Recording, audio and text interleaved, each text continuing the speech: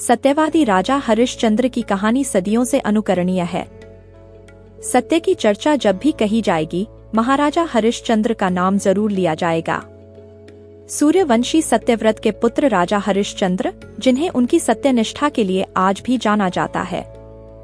उनकी सत्य के प्रति निष्ठा उनके युगों बाद भी सत्य का प्रतीक बनी हुई है।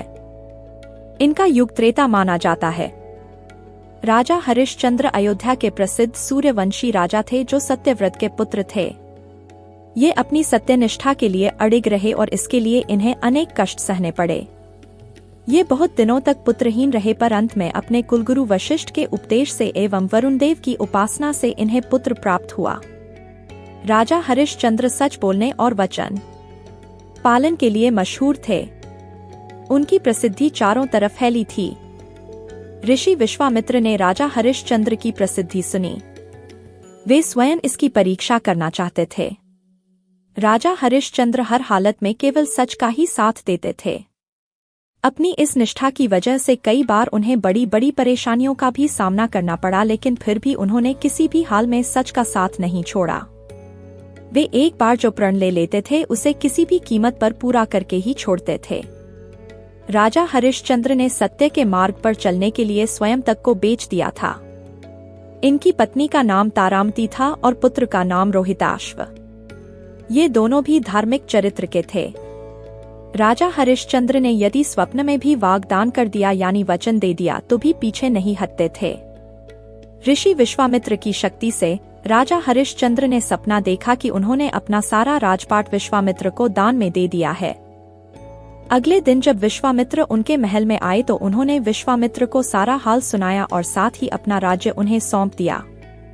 जाते जाते विश्वामित्र ने राजा हरिश्चंद्र से दान उपरांत दक्षिणा में 500 स्वर्ण मुद्राओं की मांग की।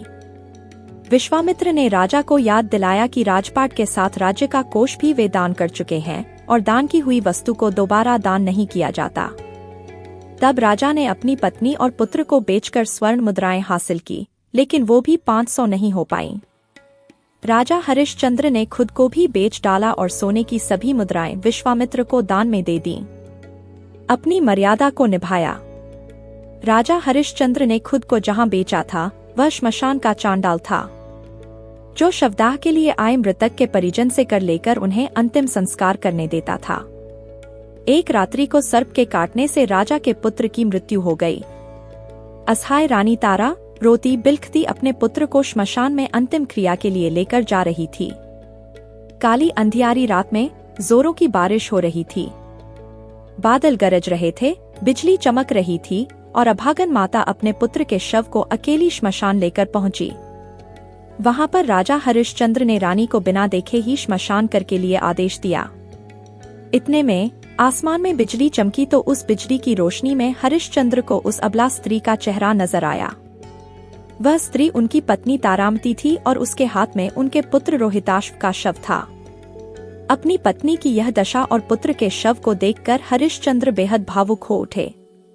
उस दिन उनका एकादशी का व्रत भी था और परिवार की इस हालत ने उन्हें हिलाकर रख दिया। उनकी आंखों में आंसू भरे थे, लेकिन फिर भी वह अपने कर्तव्य की रक्षा के लिए आतुर थे।